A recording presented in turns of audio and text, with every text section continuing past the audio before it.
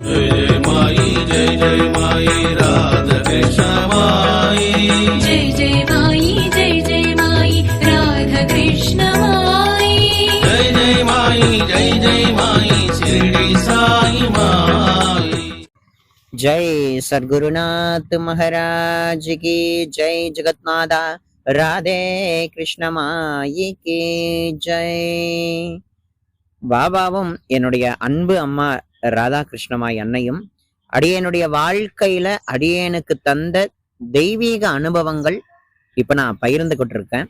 அதுல இந்த 3வது பகுதியில எதுல இருந்து விட்டேனோ அதை அப்படியே தொடர்றேன். அடியன் ஒரு ஹாஸ்டல்ல இருந்தேன்னு சொன்னேன் இல்லையா, அந்த ஆதரவற்றோர் இல்லத்துல அடியன் ஒரு டைரக்டராகவே இருந்திருக்கேன். டைரக்டர் அப்படின்னா என்னப்பா, சினிமா டைரக்டர்? அதெல்லாம் ஒன்றும் கிடையாதுங்க. என்ன விஷயம்னா, சுவாமி எனக்கு கொடுத்த அந்த கிருப்பை, அதைத்தான் சொல்றேன். என்ன யாரும் பார்க்காதீங்க, தெய்வத்தோடைய கிருப்பையை மட்டும் நீங்க எல்லாரும் பார்க்கணும். சரவணனை யாரும் பார்க்காதீங்க, சரியா? கேரக்டராகவே மனசுல வச்சுக்கோங்க, சரிங்களா? அதுதான் அடியனுக்கு ரொம்ப நல்லது. தெய்வத்தோட அனுகிரகம் ஒரு ஜீவனுடைய வாழ்க்கையில எப்படிலாம் மாற்றி அமைக்குதுன்றதுக்கான நிரூபணத்தை தான் அடியன் சொல்றேன்.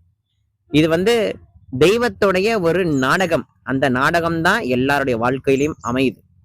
அப்படியே அந்த ஆதரவற்றோர் இல்லத்துல அடியனுக்கு தெய்வம் ஒரு தனிப்பட்ட திறமை கொடுத்துச்சு. என்னன்னா, அந்த ஹாஸ்டல்ல பார்த்தீங்கன்னா ஒரு ஃபங்க்ஷன் வருது, குடியரசு தின விழாவோ இல்ல சுதந்திர தின விழாவோ இல்ல பண்டிகைகளோ இல்ல ஏதோ ஒரு ஸ்போர்ட்ஸோ இல்ல ஏதோ ஒரு கவிதை போட்டியோ கட்டுரை போட்டியோ ஏதோ ஒரு போட்டியோ என்ன நடந்தாலும் அதுல பார்த்தீங்கன்னா எல்லாருக்கும் சொல்லி கொடுக்கும்படியா எப்படி ஒரு ஜீவனா நடிக்கணும், எப்படி கவிதைலாம் எழுதணும், எப்படிலாம் கட்டுரை போட்டிக்கு நம்ம எப்படிலாம் தயாராகணுங்கிறத அப்பவே அந்த வயசுலயே எனக்கு அனுகிரகம் பண்ணியிருந்திருக்கார் சாமி. ஏன்னா நிறைய குழந்தைகள் அதன் மூலமா பயன்பெற்றதுனால எங்க சார்ல இருந்து எல்லாருமே என்ன சரவணன் டைரக்டர் சரவணன் அப்படின்னு தான் கூப்பிடுவாங்க. அந்த மாதிரிலாம் தெய்வம் அனுகிரகம் பண்ணுச்சு. அப்படிப்பட்ட இல்லம் அது. ஆனா அப்படிப்பட்ட இல்லத்துல இருந்து அடியன் ஓடி வந்துட்டேன். காரணம் என்னங்கிறத போனதுல சொல்லியிருந்தேன். அந்த ஆதரவற்றோர் இல்லத்துல ஹெல்ப் பண்றதுக்கு, அதாவது வெளியில போய் ஏதாவது ஒரு பொருள் வாங்கணும்னாலோ இல்ல ஜெராக்ஸ் காப்பி எடுக்கணும்னாலோ எதுக்குமே ஆள் இல்லாத காரணத்தினால அடியே அந்த இடத்துல இருக்கணும்னு ஆசைப்பட்டேன். ஆனா அந்த இல்லத்தினுடைய நிர்வாகிகள் நான் படிச்சு பெரிய ஆள் ஆகணுன்றது அவங்களுடைய லட்சியம். ஆனா அடியன் படிச்சு பெரிய ஆள் ஆகணும்னு நினைக்கல. அந்த ஹாஸ்டலுக்கு ஒரு உதவியாளனா இருக்கணும்னு, சேவை செய்யணும்னு தான் அடியன் நினைச்சேன். அது தப்பா போயிட்டு அவர்களுடைய பார்வையில ஊருக்கு வந்தாச்சு. அடியனுடைய அப்பா பார்த்தீங்கன்னா ஒரு சன்னியாசி. பிச்சை வாங்கி தான் எனக்கு சாப்பாடு போட்டார். பிச்சை வாங்கி தான் என்ன உடலை வளர்த்தாரு எங்க அப்பா. நான் தெளிவா தைரியமா சொல்லுவேன். ஏன்னா இந்த ஜென்மாவில என்னுடைய அப்பா பிச்சை எடுத்தார். ஆனால் அதே ஒரு நிலையில நம்ம குருநாதரும் பிக்ஷா வாங்கி எத்தனையோ ஜீவன்களுடைய கர்மாக்களை ஏந்தி எல்லாரையும் அரவணைச்சு கொண்டு போறார் பாத்தீங்களா? அதனால எங்க அப்பாவையும் நான் பாபாவா பாவிச்சேன் அந்த காலத்துல, அந்த நேரத்துல. அப்படி இருக்கிறச்ச எனக்கு ஊருக்கு வந்துட்டா என்ன பண்றது ஏது பண்றதெல்லாம் தெரியல. ஒரு விறகு கடையில போய் விறகு வைக்கிறவனாவும் இருந்தோம் சில நாட்கள். அப்ப எங்க அப்பா எங்க தங்குனார் அப்படின்னு கேட்டீங்கன்னா, திரௌபதி அம்மன் கோயில சில நாள்ல அங்க இருக்கக்கூடிய மாரியம்மன் கோவில எங்க இடம் கிடைக்குதோ அங்க தூங்குவார். நானும் ஊருக்கு வந்துட்டேன். வேற என்ன கதி? நமக்கு சொந்த வீடு கிடையாது, வாடகை வீடு கிடையாது, எதுவுமே கிடையாது, ஒண்ணுமே இல்லாதவர் அடியன் எங்க அப்பாவுடைய காலத்துல. அப்படி இருக்கிறச்ச பார்த்தீங்கன்னா எனக்கு பாபா மேல இன்னும் அன்பு அதிகமா ஆனது. அப்பா மேல எனக்கு இன்னும் அன்பு அதிகமானது. அப்பா கஷ்டப்படுறது என்னால பார்த்துக்கவே முடியல. அப்பதான் சென்னையில நோக்கியா கம்பெனில ஒரு கம்பெனி, சால்காம்னு சொல்லக்கூடிய ஒரு சார்ஜர் கம்பெனி, அந்த கம்பெனில ஹவுஸ் கீப்பிங், இதான் சொல்லியிருந்தேன் இல்லையா, கூட்டுறது பெருக்கிறதெல்லாம். சரி, அந்த வேலைக்கு ஆள் எடுத்ததுனால அடியன் சரி அந்த வேலையில நம்ம சேர்ந்துருவோம் அப்படின்னு சொல்லி அந்த வேலையில சேர்ந்தோம் சால்காம் கம்பெனியில. அப்ப சேலரி 6500 ரூபாய். இப்பெல்லாம் ரொம்ப ஜாஸ்தியா இருக்கும். அப்படின்னு சொல்லக்கூடிய வருஷம் பாத்தீங்கன்னா 2010 நடந்த விஷயங்கள். இதெல்லாம் 2010, கிட்டத்தட்ட ஒரு 14-15 வருஷத்துக்கு முன்னாடிதான் இத்தகைய நிகழ்வுகள் எல்லாத்தையுமே குருநாதர் தன் வாழ்க்கையில நிகழ்த்தினார். அப்ப ஹவுஸ் கீப்பிங் ஒர்க்குள்ள போனோம், ஜாயின் பண்ணோம். நிறைய கொஞ்ச நஞ்ச வேலையில நிறைய வேலைகள் செய்துக்கிட்டே இருந்தோம். அப்ப வந்து பார்த்தீங்கன்னா, அப்பயும் தெய்வத்தோட அனுகிரகம் எப்படிங்கிறத கவனிங்க. அந்த ஹவுஸ் கீப்பிங் வேலை பார்க்கறது வந்து 1 வருஷம் ஆச்சு, 2 வருஷம் ஆச்சு, 3 வருஷம் ஆச்சு. 3 வருஷம் அதே கம்பெனியில கூட்டுறவனாவும், பெருக்கிறவனாவும், எச்சில் தட்ட கழுவுறக்கூடியவனாகவும் தான் அடியேன சுவாமி அந்த இடத்துல வச்சிருந்தார். அதுதான் விதியா இருந்துச்சு.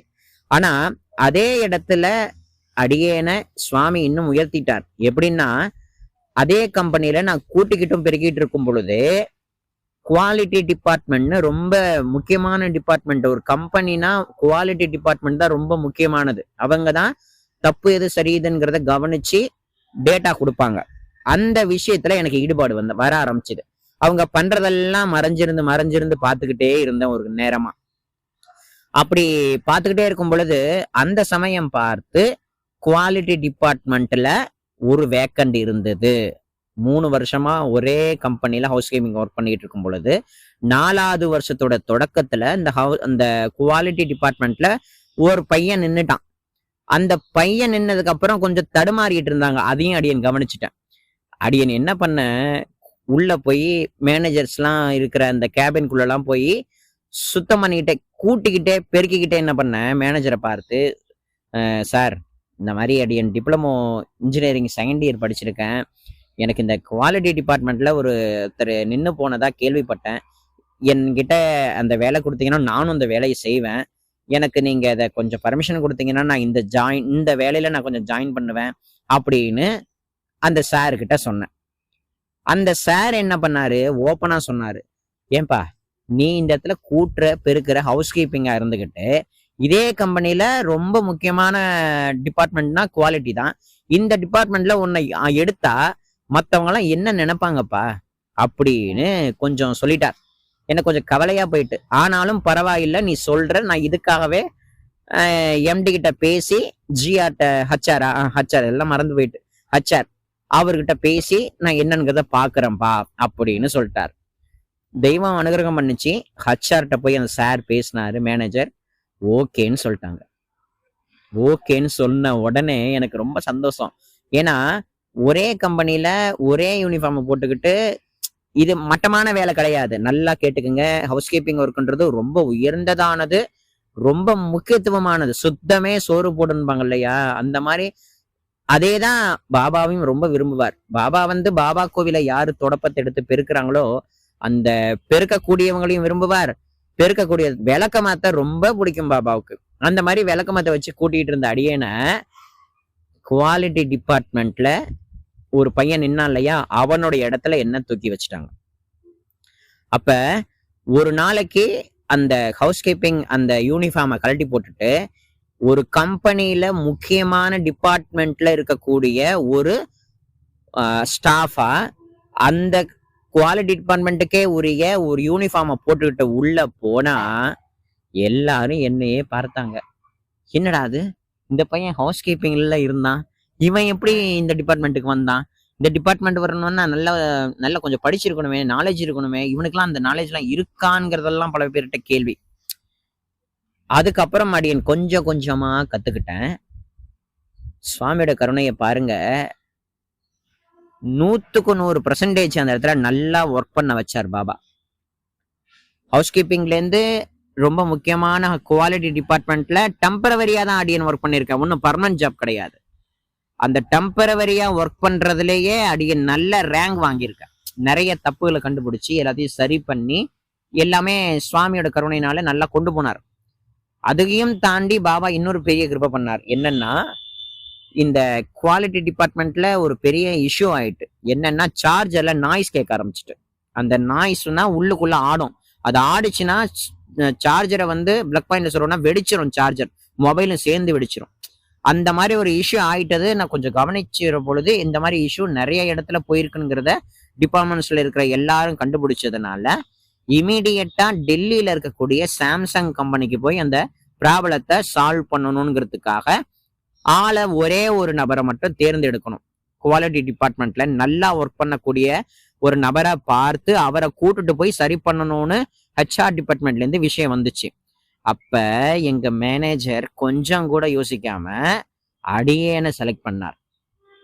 அடியேனை செலக்ட் பண்ணி கம்பெனி மூலமாவே ஃபிளைட் மூலமா டெல்லி போகிற பாக்கியத்தை கொடுத்தாரு பாபா. அதுக்கப்புறம் என்னன்னா, டெல்லியில நாங்க போய் இறங்கி சாம்சங் கம்பெனி நம்பர் 1 அந்த கம்பெனிக்குள்ள போகும்போதே ஒரு இஷ்யூ அங்க அன்னைக்குன்னு பார்த்து என்னன்னா, கம்பெனி ஸ்டாஃப்ஸ் எல்லாம் அன்னைக்கு லீவு, அதாவது வந்து ஏதோ ஒரு போராட்டம் நடத்திக்கிட்டு இருக்காங்க. அதனால அன்னைக்கு நாங்க வேலை பார்க்க முடியல, டைம் இருந்தது. என்ன பண்ணோம், ட்ரெயினை பிடிச்சி ஆக்ரா, தாஜ்மஹால், லோட்டஸ் ஹவுஸ், குதுமினார் இதெல்லாம் சுத்த ஆரம்பிச்சிட்டோம் அந்த ஒரு நாள் கேப்ல. அப்புறம் 10 நாளைக்கு டெல்லியிலே இருந்து அந்த ப்ராப்ளத்தை சால்வ் பண்ணி திரும்பவும் ஊருக்கு வந்துட்டோம். வந்த உடனே கம்பெனியில இருக்கக்கூடிய முக்கியமான சார் என்ன பண்ணாருன்னா, டெம்பரவரியா இருந்த அடியேன கம்பெனி ஸ்டாஃபாவே மாத்திட்டாங்க. பாபா எப்படியெல்லாம் என் வாழ்க்கையில கிருப பண்ணார். அடியன் வாழ்ந்தது எது கூடன்னா, ஒரு ஒரு மிஷின் கூட வாழ்ந்திருக்கேன். ஆனா இப்ப மிஷின் கூட வாழல, என் பாபா கூட வாழ்ந்துட்டு இருக்கேன். ஒரு மிஷின் கூட வாழ்றது அப்ப எனக்கு பிடிச்சிருந்தது. ஆனா அது எனக்கு நிலைக்கல.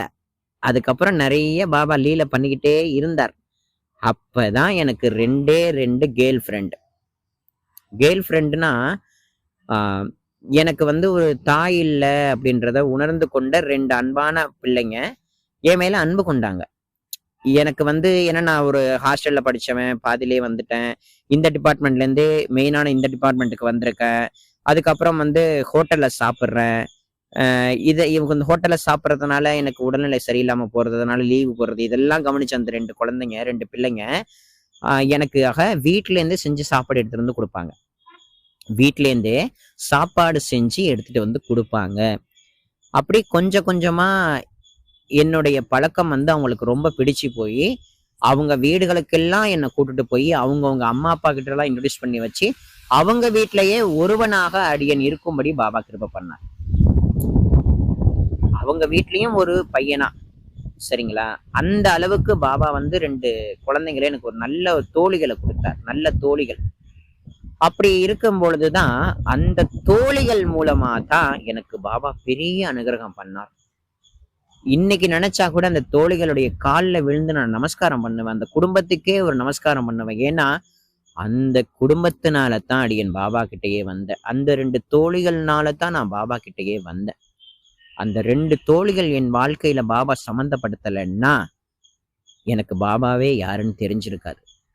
அப்படிப்பட்ட பாபா வந்து காரண காரியம் இல்லாம யார் கூடயும் நம்மளை இணைக்க மாட்டார். இதுல இருந்து நான் தெரிந்து கொண்ட பாடம், காரண காரியம் இல்லாம இணைக்கவே மாட்டார். அப்படி என்னப்பா அப்படி என்ன அவங்க பண்ணிட்டாங்க, நீ பாபா கிட்ட வந்ததுக்கான காரணம் என்ன, அதுக்கான ரீசன் என்னங்கிறத நீங்க கேட்டீங்கன்னா, ஒரே ஒரு நாள் அன்று இவங்க 2 பேருமே பாபாவோட டிவோட்டிஸ் தான். இந்த 2 தோழிகளும் பாபாவுடைய பக்தைகள். அவங்க எப்பொழுதுமே பூந்தமல்லி பக்கத்துல இருக்கக்கூடிய குமணன் சாவடியில இருக்கக்கூடிய சாய்பாபாவை வணங்க போறது வழக்கமா இருந்திருக்கு. எனக்கு இதெல்லாம் தெரியாது. நாட்கள் ஆக ஆகதான் இவங்க வியாழக்கிழமையானா அந்த பக்கம் போற பஸ்லயே ஸ்டாப் பஸ்லயே ஏறி அங்க இறங்கி பாபாவை பார்த்துட்டு திரும்பி வீட்டுக்கு வந்துருவாங்க. இத ஒரு நாள் தெரிஞ்சுக்கிட்டேன் அடியன். அப்ப நானும் வரட்டுமான்னு நான் கேட்கவே இல்லை, நீ வாடான்னு சொல்லி இழுத்துட்டு போயிட்டாங்க. அப்பதான் முத பாபாவுடைய கோவிலுக்கு அடியன் காலடி எடுத்து வச்சேங்கிறத விட சுவாமி என்ன ஆட்கொள்ள திட்டம் தீட்டி விட்டாருங்கிறத நான் பளிச்சுன்னு உணர்ந்தேன். அது அப்ப உணரல, இப்பதான் உணர்றேன். அப்படி முதல்ல பாபாவுடைய சன்னிதானத்துக்குள்ள என்னை அழைச்சிட்டு போனாங்க. அங்க புட்டபர்த்தி சாய்பாபாவும் நம்மளுடைய சச்சிதானந்த சத்குரு ஷிரடிநாதனும் இருந்தாங்க. பஜனை, ஆரத்தி எல்லாம் முடிஞ்சது. நல்ல சாப்பாடு, நல்ல பிரசாதம் கிடைச்சிது. சாப்பிட்டுட்டு நாங்க திரும்பவும் எங்க இடத்துக்கு நாங்க போயிட்டோம். அவங்க வீட்டுக்கு போயிட்டாங்க, நான் என் ரூமுக்கு போயிட்டேன். இப்படி வந்து ஒன் டைம் தான் அந்த கோவிலுக்கு நான் போனேன்.